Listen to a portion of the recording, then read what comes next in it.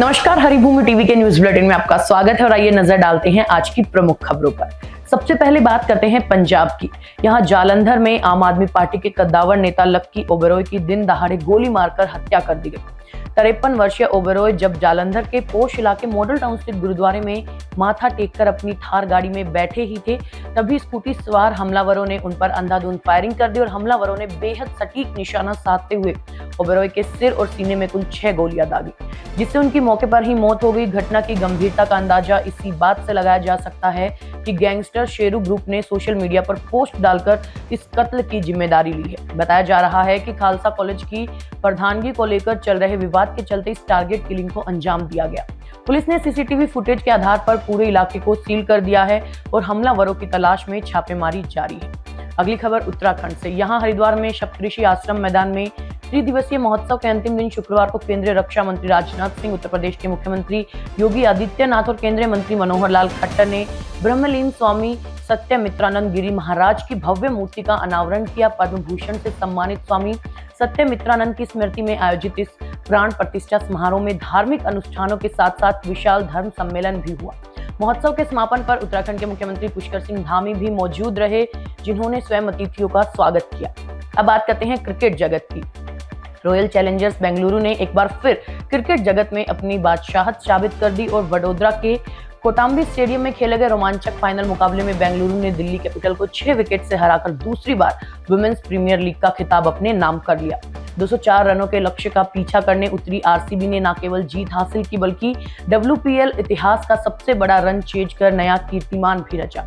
इस ऐतिहासिक जीत की सूत्रधार रही कप्तान स्मृति मंधाना और जॉर्जिया वॉल, जिन्होंने 165 रनों की विशाल साझेदारी कर दिल्ली के अरमानों पर पानी फेर दिया।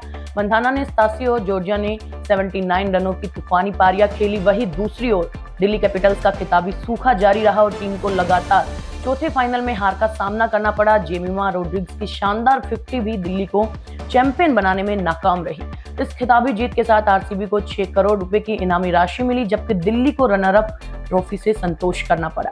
अगली खबर मणिपुर से। यहाँ शांति की कोशिशों के बीच एक बार फिर हिंसा की आग भड़क उठी। इस बार विवाद की वजह नई सरकार में कुकी और नगा समुदाय में उप मुख्यमंत्रियों की नियुक्ति बनी है। गुरुवार शाम को चूरा चांदपुर जिले में प्रदर्शन उस समय हिंसक हो गया जब प्रदर्शनकारियों ने नई डिप्टी सीएम नेमचा किपगेन और लोसी दिखो के शपथ ग्रहण का विरोध शुरू किया।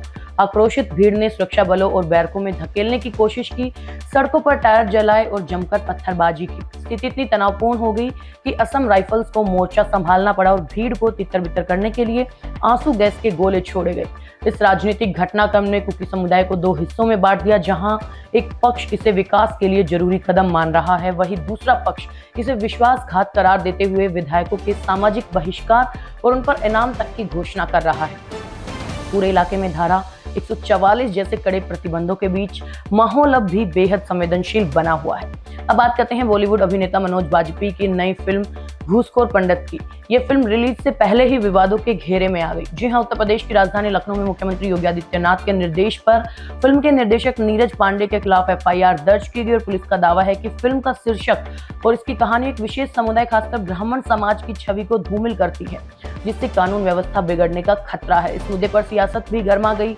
बसपा प्रमुख मायावती ने इसे ब्राह्मण समाज का खुला अपमान बताते हुए केंद्र सरकार से फिल्म पर प्रतिबंध लगाने की मांग की। वहीं मथुरा और प्रयागराज के संतों ने भी फिल्म के टाइटल को सनातन परंपरा पर प्रहार बताया। विवाद बढ़ता देख निर्देशक नीरज पांडे ने माफी मांगते हुए फिलहाल फिल्म के प्रमोशनल मटेरियल को हटाने का फैसला किया है और ये फिल्म एक ऐसे पुलिस अधिकारी की कहानी है जिसे भ्रष्टाचार के कारण बदनाम दिखाया गया है, लेकिन इसके टाइटल ने अब एक बड़े विवाद का रूप ले लिया है। अगली खबर मेघालय से। यहाँ के ईस्ट जैंतिया हिल्स जिले में एक अवैध कोयला खदान में हुए जोरदार धमाके में 16 मजदूरों की जान चली गई। अब तक 16 शव बरामद किए जा चुके हैं, जबकि मलबे के अंदर कई अन्य मजदूरों के फंसे होने की आशंका है और हादसे की गंभीरता को देखते हुए प्रधानमंत्री कार्यालय ने गहरा दुख जताया और मृतकों के परिजनों को 2-2 लाख रुपए तथा घायलों को 50,000 रुपए की आर्थिक सहायता देने का ऐलान किया। गौरतलब है कि नेशनल ग्रीन ट्रिब्यूनल और सुप्रीम कोर्ट ने सुरक्षा और पर्यावरण कारणों से रेड होल माइनिंग पर सालों पहले प्रतिबंध लगा दिया था। इसके बावजूद अवैध रूप से चल रही इन संकरी खदानों में मजदूर अपनी जान जोखिम में डालने को मजबूर हैं। फिलहाल बचाव दल राहत कार्यों में जुटा और प्रशासन धमाके के असल कारणों की जांच कर रहा है। अंत में बात करते हैं करनाल की। आज के दौर में जहां शादियों में दहेज मांग की खबरें आम हैं, वहीं हरियाणा के करनाल से एक दिल जीतने वाली तस्वीर सामने आई है। यहाँ उत्तर प्रदेश के सहारनपुर से आए दूल्हे अंकित ने समाज के सामने एक बड़ी मिसाल पेश की करते हुए दहेज में मिले 6 लाख रुपए और कीमती फर्नीचर लेने से इनकार कर दिया। शादी की रस्मों के दौरान जब दुल्हन पक्ष ने शगुन के रूप में नोटों की गड़ियां थमाई तो अंकित ने सम्मान पूर्वक पूरी राशि लौटा दी और शगुन के तौर पर गड्डी से सिर्फ एक नोट निकालकर अपने पास रखा। अंकित जो पंचकुला में एक निजी कंपनी में कार्यरत हैं, उन्होंने स्पष्ट किया कि उनके लिए शिक्षित दुल्हन ही सबसे बड़ा धन है। दुल्हन आरती जो खुद पोस्ट ग्रेजुएटेड और टीचर है, उनके परिवार ने इस फैसले का तहे दिल से स्वागत किया। खास बात यह है कि अंकित के परिवार ने इससे पहले उनके बड़े भाई की शादी में भी केवल 1 रुपया लेकर दहेज प्रथा के खिलाफ अपनी प्रतिबद्धता दिखाई थी। ये घटना न केवल 2 परिवारों के मिलन की है, बल्कि समाज के लिए एक सशक्त संदेश भी है कि शादियां पैसों से नहीं बल्कि संस्कारों और आपसी सम्मान से सफल होती है।